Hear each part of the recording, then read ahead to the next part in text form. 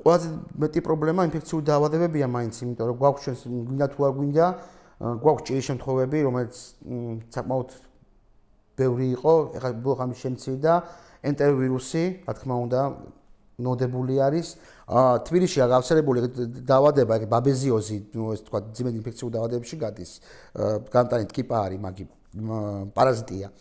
არ იყო გავრცელებული თბილისში ესე მასიურად. ამ ორ კვირაში ყავდა 6 ინფიცირებული დაახლოებით.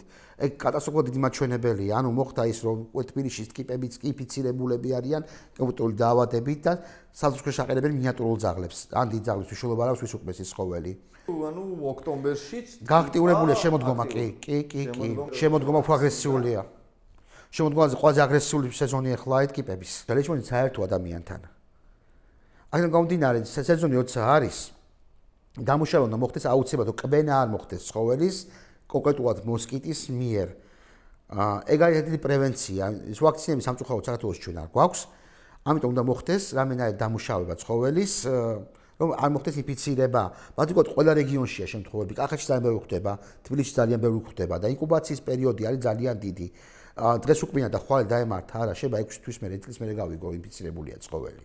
თუმცა მასშტაბით სანგაში ცხოველებში ხალხს წარმოდგენა არ შექმნას, რომ ცხოველის ყოლა არის საფრთხე, არა, საფრთხე არ არის. სწორად მიხედე და პრობლემა არ იქნება.